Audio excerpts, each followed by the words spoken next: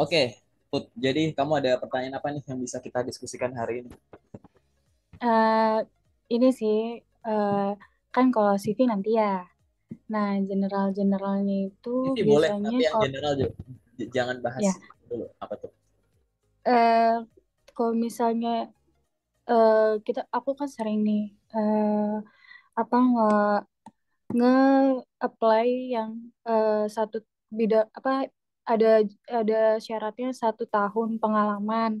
Nah, itu kira-kira sebenarnya boleh sebenarnya apa sebenarnya HRD tuh bakal ngeliat kita nggak sih Kak gitu. Padahal statusnya kamu orang yang pengalamannya belum 1 tahun atau Masih terbatas, masih masih terbatas terbatas. sih. Oke, Mm-mm.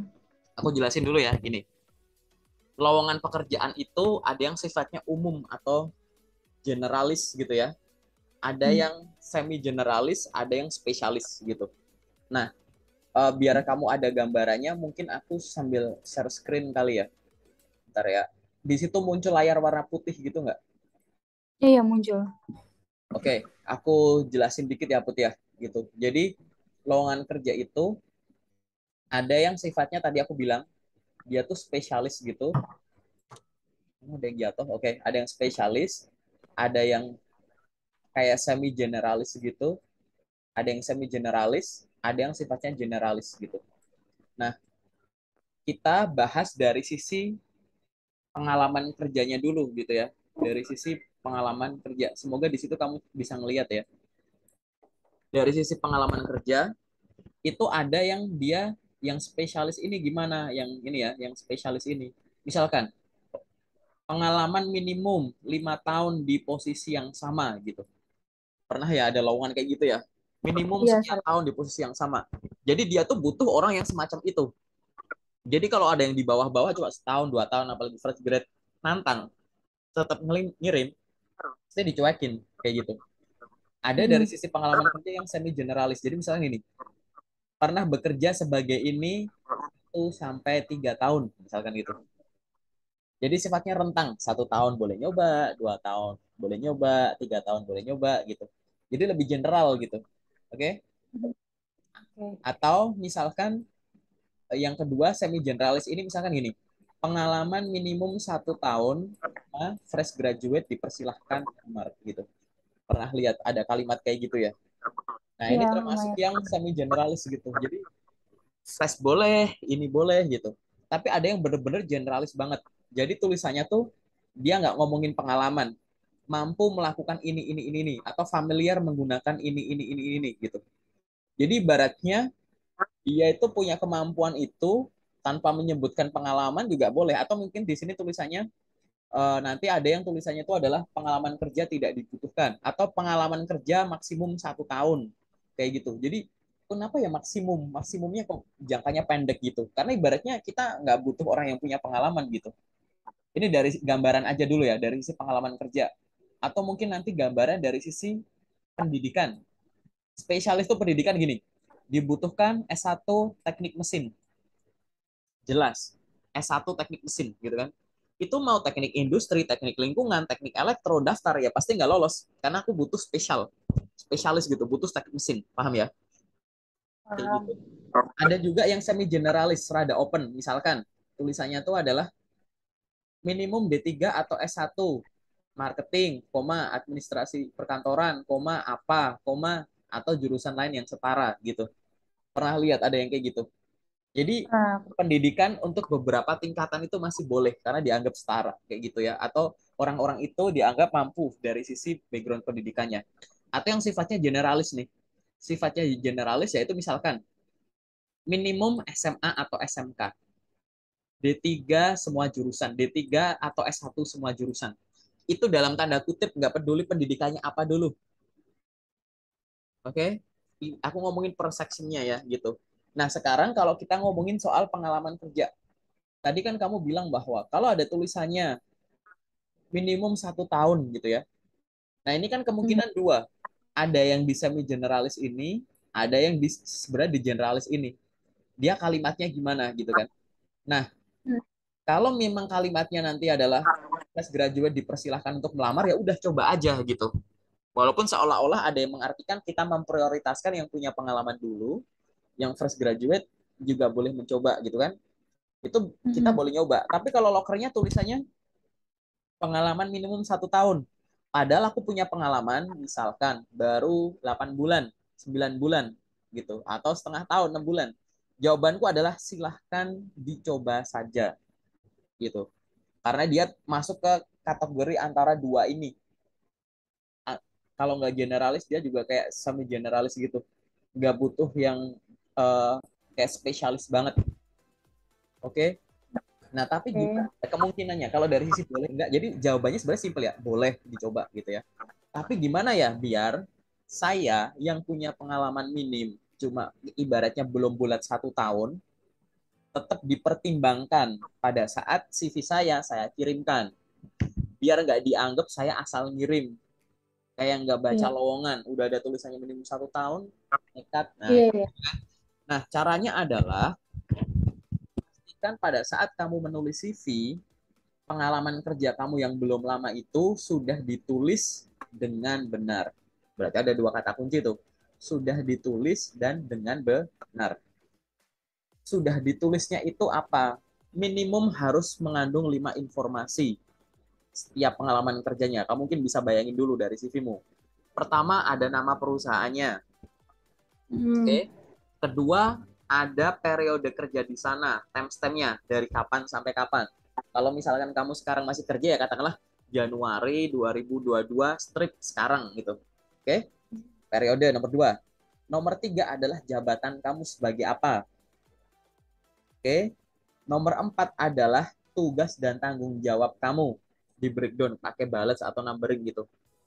Apa gitu. Itu nomor 3 ini ya. Terus nomor 4 ini, terus nomor 5 adalah prestasi kamu selama di sana, achievement kamu. 5 poin ini silahkan tuliskan di CV dengan benar.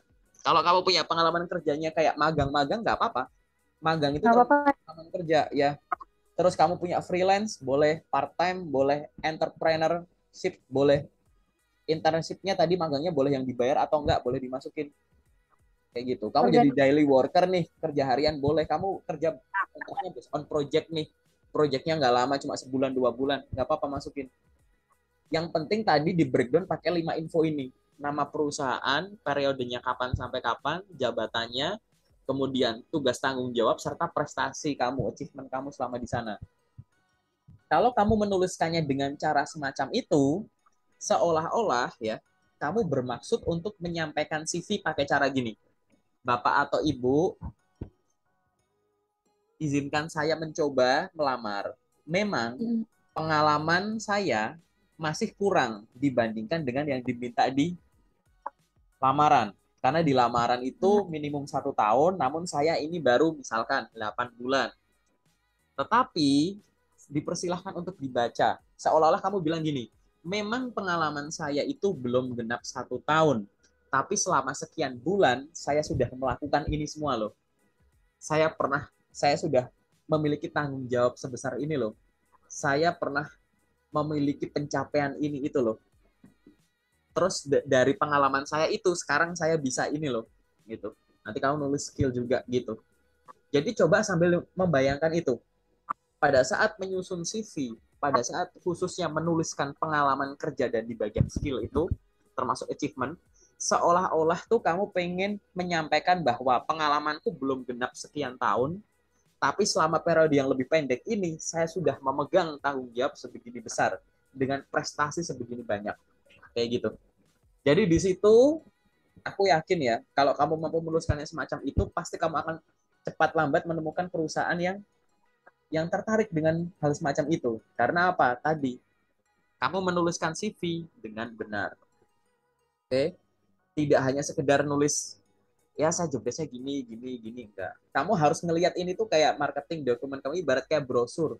Kamu jadi sales apa ini brosur. Kamu pengen aku sebagai pembaca itu tertarik waktu baca. Kayak gitu kan. Kalau nuliskannya biasa aja ya nggak menarik. Ingat ya, orang pengalaman minimum 1 tahun. Misalkan aku nih, pengalaman udah 2 tahun. Tapi cara nulisku tuh seadanya biasa aja gitu ya. Dalam tanda kutip, di atas kertas kan sudah memenuhi kualifikasi seperti di loker ya nggak sih? pengalamanku 2 tahun, di sini minimal 1 tahun. Aku masuk kan, Masuk. aku lamar, tapi belum tentu aku dipanggil gitu. Mungkin karena apa? Ya tadi salah satu faktornya adalah aku menuliskannya dengan cara tidak menarik gitu. Jadi ibaratnya kalau kamu mau bersaing tuh kayak begitu caranya. Ini nasihat ini nggak cuma masalah pengalaman minimum 1 tahun, tapi kamu pengalamannya baru sedikit, nggak cuma itu. Teman-teman misalkan banyak yang nanya nih, teman-teman D3, lokernya minimum S1, saya cuma D3, gimana? Boleh nyoba nggak? Nggak apa-apa, lakukan hal yang sama. Coba sambil dibayangkan kamu pengen menyampaikan bahwa memang pendidikan saya cuma D3, yang diminta S1 gitu. Seolah-olah kamu bilangnya gitu ya. Tapi saya sudah pernah melakukan ini semua, tanggung jawab yang pernah saya kerjakan, ini prestasinya, sekarang saya bisa melakukan ini gitu. Dengan cara semacam ini. Sambil dibayangkan. Jadi tidak hanya menuliskannya. Mungkin jawabanku itu dulu ya, secara general ya. Paling nggak kamu udah ada Hmm. bayangan gimana nanti ya. Nanti bisa sih detail aku jelasin. Oke? Menarik ya pertanyaannya. Ada pertanyaan lain nggak? Ini sih paling kayak apa,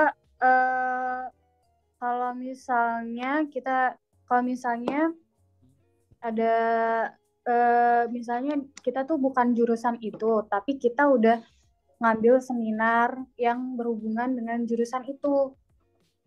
Nah, kira-kira kita bisa apply juga nggak? Misalnya nih saya kan ini ya ahli gizi, tapi yang dibutuhkan itu quality control yang S1 teknologi pangan.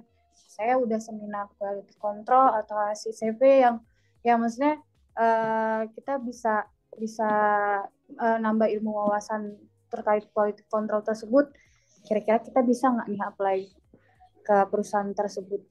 Oke, jawabannya bisa. Ada 2 poin yang harus kamu pertimbangkan di sini. Ya, itulah gunanya pendidikan di luar pendidikan formal. Hmm. Kursus, webinar, seminar, baca buku, nonton konten, coaching sama orang, ikut bootcamp, pelatihan, sertifikasi gitu-gitu adalah untuk meningkatkan kompetensi termasuk pengetahuan tadi terkait hal-hal yang satu belum kamu punya tapi akhirnya ingin kamu dapatkan karena hal-hal tersebut ada di planning karir kamu ke depan gitu. Hmm. Atau yang nomor dua, kamu melakukan itu semua untuk memperdalam, melengkapi apa yang sudah kamu peroleh di pendidikan formal. Oke? Iya. Gitu. Kan ada 2 fungsi ini. Jadi jawabannya adalah boleh. Jadi kamu harus memastikan pertama ini dulu, kamu udah yakin dulu bahwa belajar ini itu tuh untuk melengkapi yang sudah dimiliki dan memperdalam melengkapi yang belum punya dan memperdalam yang sudah dikuasai kan gitu. Itu yang nomor satu. Yang nomor dua, pastikan pada saat kamu punya pengalaman hidup tertentu yang diupdate tidak hanya di kolom tertentu tersebut. Maksudnya gini, di CV itu kan ada bagian pengalaman kerja, ada bagian pengalaman pendidikan, ada bagian mungkin pengalaman training seminar gitu ya. Terus ada pengalaman pelatihan gitu mungkin, organisasi gitu. Ada pengalaman itu semua kan. Tapi di CV kan kamu nulis bagian skill, ya nggak sih? Ada skill. Ada ya, ada kamu nulis di bagian skill ya, kayak gitu. Nah, maka kamu pada saat mengupdate bagian pengalaman-pengalaman ini, di bagian skill juga diupdate. Contoh, kamu pendidikan sekolah di universitas ini atau sekolah ini. Kamu sambil dibayangin gitu, tidak hanya nulis di CV bagian sini, tapi bayangin skill apa yang punya cuma dimiliki sama lulusan sekolah ini, tulis di bagian skill. Kamu punya pengalaman kerja apa? Ini yang tadi udah ditulis 5 poin tadi ya, aku minta ditulis itu sambil bayangin kemampuan atau skill apa yang cuma dimiliki sama orang yang pernah kerja di sini, tulis di skill. Termasuk tadi kamu pengen kerja di luar bidang, makanya kamu ngambil seminar atau pelatihan. Akhirnya pengalaman seminar atau pelatihan kamu tulis di bagian misalkan menu di section pengalaman pelatihan. Di situ kamu tulis mengikuti pelatihan ini di periodenya ini. Tapi jangan cuma update ini, di skill juga diupdate.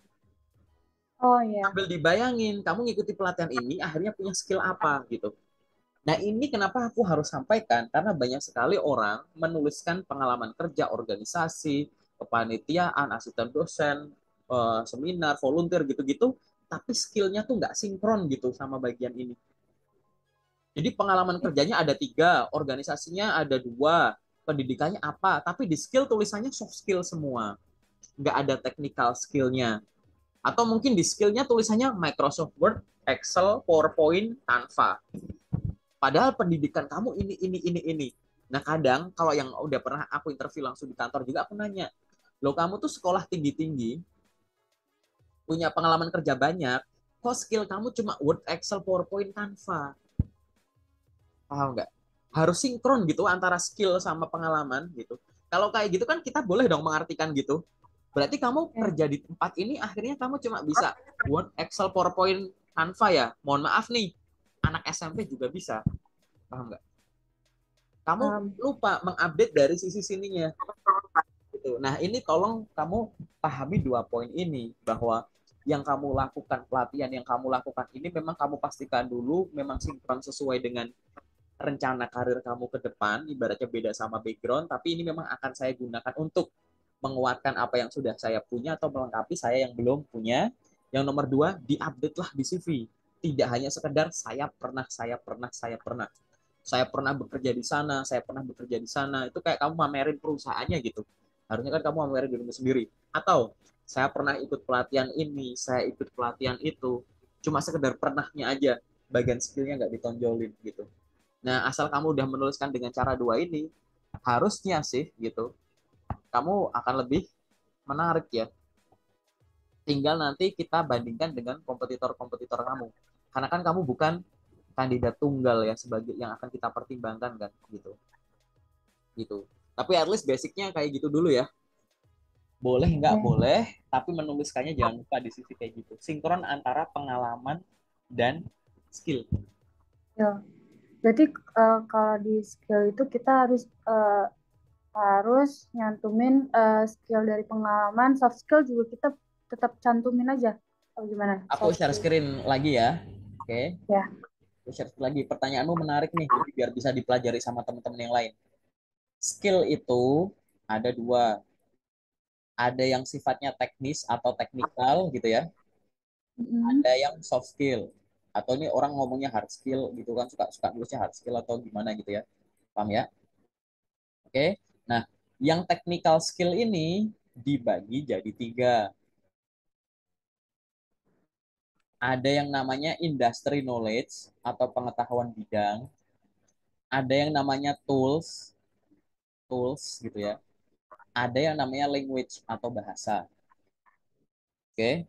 Industry knowledge itu misalkan sektor-sektor yang kamu kuasai. Saya memahami soal QA, QC, sales and marketing, business development, customer service gitu-gitu. Diturunkan dari nama-nama mata kuliahmu boleh. Tools ini dibagi jadi 2. Ada yang hardware, ada yang software. Oke, ada yang hardware, ada yang software. Hardware apa yang bisa kamu operasikan, software apa yang bisa kamu operasikan gitu. Ini language gitu. Oke. Nah, baik hardware atau software dia dibagi jadi 2. Kamu boleh menuliskannya itu adalah namanya, N ini nama ya, nama hardware-nya, nama alatnya. Yang kedua adalah metodenya. Ini juga software itu ada nama, ini ada metode. Contoh hardware tuh kamu nulis tuh kayak misalkan sapu, panci, kemoceng, mesin cuci, selang, keran gitu-gitu. Metodenya tuh nyapu, masak, goreng, ngepel gitu-gitu. Paham ya? Ini sama. Um, Jadi nulis di skill kamu boleh menyebutkan softwarenya aja boleh gitu. Misalkan kayak tadi Microsoft Office, Canva, Zahir, Mayop gitu-gitu atau software-software yang lain HR Information System gitu-gitu. Nama-nama softwarenya gitu atau kamu metode-metode yang kamu lakukan dengan software-software itu gitu. Pembukuan, pembuatan laporan keuangan, auditing apa gitu-gitu. Jadi boleh menuliskan semacam itu. Nah, oke, okay, inilah technical skill. Baru yang di sini akhirnya ada soft skill. Jadi intinya yang bisa ditulis tuh ada banyak gitu ya. ada pengetahuan bidang, industry knowledge, ada hardware yang kamu kuasai, mungkin ada sertifikasi khusus atau pelatihan khusus, atau orang-orang jurusanmu nih, misalkan bagian mesin produksi yang bisa mengoperasikan mesin-mesin tipe kayak begini, alat macam begini, terus metode-metode apa. Mungkin kamu ada software-software khusus yang dipakai. Boleh nulis nama softwarenya atau nama metode apa yang kamu lakukan dengan software itu, bikin apa. Kamu mau bilang kayak Adobe Premiere, Adobe Photoshop, dan lain-lain, atau kamu bilang kayak foto editing, video editing, gitu-gitu. Boleh. Terus kemampuan bahasa, bisa bahasa apa aja. Bahasa eh, Indonesia dan bahasa asing ya, bukan bahasa daerah, boleh. Terus sama soft skill. Dari sini intinya adalah luas banget kan skill yang bisa kamu masukkan kan, gitu. Iya. Banyak orang dominannya di mana? Nah, mungkin kamu udah tahu jawabannya. Ini nih, gede banget. Soft skill. Nulis soft skill banyak banget. Technical skillnya nggak ditulis gitu. Padahal teknis itu luas. Memang bener kamu nulis kayak leadership, teamwork, communication, public speaking gitu-gitu. Wah, yang soft skill gitu kan ya, disiplin gitu-gitu. Bagus.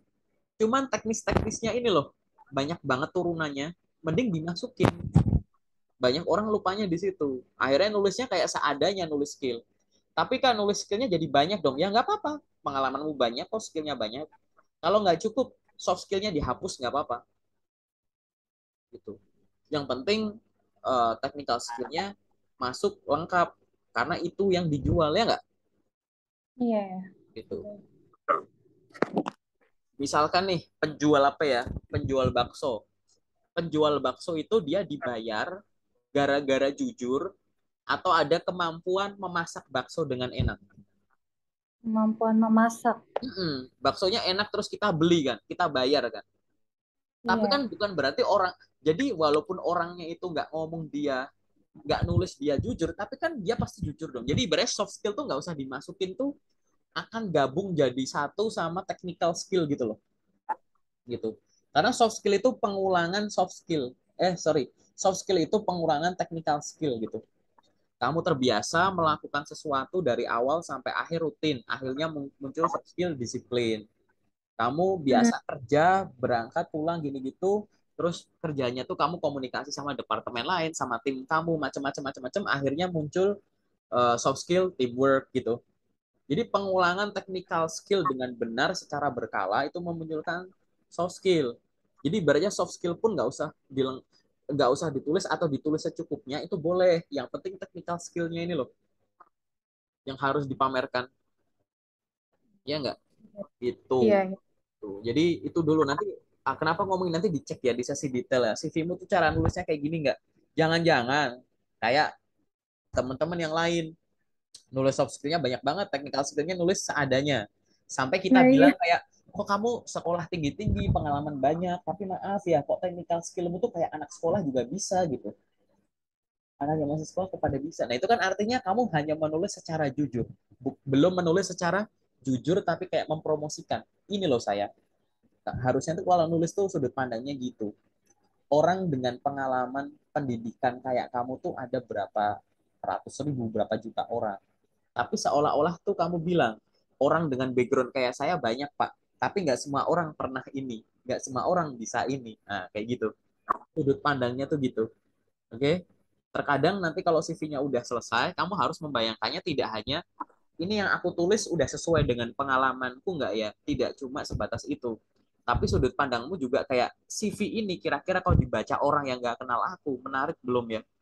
Informasinya tuh kayak yang diinginkan nggak sih? Kayak gitu. Oke?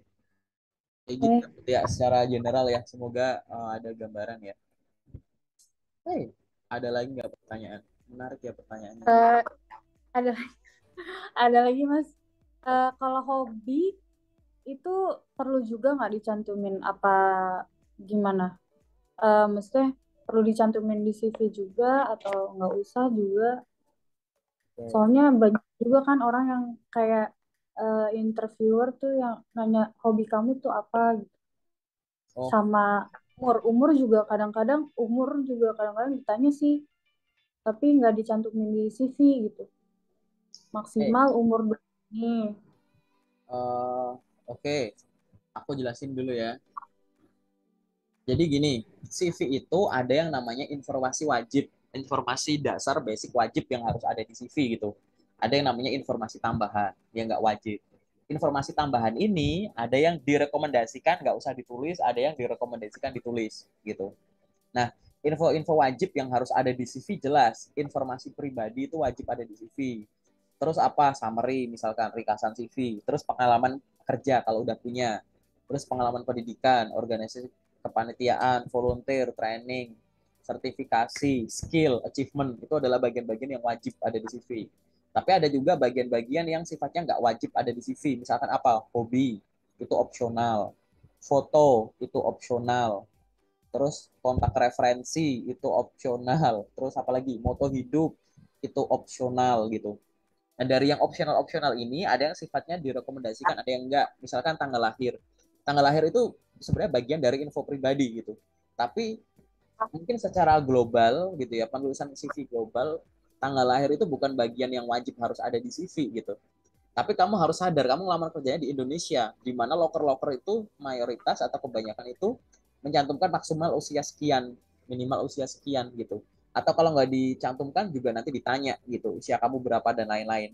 Sehingga bagian ini walaupun tidak bukan bagian yang wajib, direkomendasikan untuk tetap ditulis. Jadi info pribadi itu minimum harus ada 7 bagian. Pertama itu nama lengkap, kedua itu adalah foto, yang ketiga adalah tempat tanggal lahir, alamat, alamat email, nomor telepon, dan akun LinkedIn. Gitu. Minimum itu. Nah, kalau terkait dengan hobi, gimana? Opsional. Hobi boleh dimasukkan asal bagian lain sudah dimasukkan dengan benar. Beberapa kesempatan aku review CV, ada yang masukin hobi, aku bilang bener. Ada yang aku bilang salah. Kenapa? Yang aku bilang bener karena semua info wajib udah pada masuk dan masih ada space untuk masukin hobi. Dan hobinya adalah hobi yang relevan. Hobi yang relevan yang mendukung informasi lain. Oke? Kalau hobi ini bertentangan atau nggak terlalu penting, apa yang dimasukin gitu kan? Karena setiap yang ditulis itu adalah yang dipertimbangkan gitu. Misalkan kamu kerja sebagai seorang pengajar bahasa Inggris gini gitu, hobi kamu baca buku ini, hobi kamu ini itu, kan mendukung gitu ya, jadi relevan. Kalau misalkan hobinya itu nggak relevan atau kebanyakan hobi yang ditulis itu maaf hobi individualis, bukan hobi yang kamu lakukan bareng temen, apalagi hobinya cuma hangout makan gitu, ya itu oke lah, tapi nggak nyangkut gitu, oke, tidak berkaitan dengan yang lain gitu. Jadi gitu. Jadi aku tetap bilang bahwa nulis hobi jadi benar kalau bagian lain udah ditulis yang wajib. Tapi kadang aku review bilangnya salah karena hobi dimasukkan, organisasi nggak ditulis gitu. Ya ini kan aneh. Loh, hobi itu organisasi itu di atasnya hobi gitu kan. Bisa aku tanya, kamu punya organisasi nggak? Ada kak, aku pernah jadi ini loh. Kenapa itu nggak ditulis? Kenapa malah hobi yang ditulis? Ternyata pertimbangannya, karena organisasi kalau ditulis tuh panjang, nggak muat. Aku pengen CV-nya cuma 1 halaman. Nah, ini kan aneh gitu. Jangan nulis CV ngejar halaman. CV boleh 1 sampai 3 halaman gitu. Atau ada lagi waktu itu ada yang masukkan kontak referensi, tapi pengalaman magang nggak dimasukin. Dia punya magang. Nah, itu sama juga tuh. Ngapain masukin referensi gitu. Toh juga nanti juga bisa ditanya. Harusnya tuh yang kamu jual tuh magang itu. Nah, kayak gitu, put sebagai gambaran. Ada bagian yang mandatory wajib ada yang enggak, ada yang sifatnya opsional tapi highly recommended, ada yang kayak mending nggak usah gitu. Nanti di sesi detail aku jelasin perbagiannya tuh, khususnya info pribadi yang ada ya, info pribadi yang ada, yang 7 hal tadi ya, yang minimum lah harus ada di CV. Mau ATS friendly atau enggak, dikasih foto juga bisa kok kayak gitu misalkan. Yang penting kita harus tahu apa sih pada dasarnya kenapa ada yang bilang harus ada foto, ada yang bilang nggak usah kasih foto, ada yang bilang nggak usah masukin tanggal lahir, ada yang bilang boleh dimasukin aja dulu gitu. Jadi kamu harus tahu aturan globalnya, habis itu kamu harus tahu sebenarnya di lokal tuh kayak di negara tertentu tuh gimana aplikasinya gitu, biar nggak nabrak budaya dan lain-lain lah gitu. Kayak gitu sih secara general ya Put ya. Ada lagi nggak pertanyaan yang sifatnya gitu? Kayaknya cukup deh segitu. Cukup? cukup. Oke, cukup. Kalau udah cukup berarti kita masuk ke sesi yang detail ya. Oke. Oke.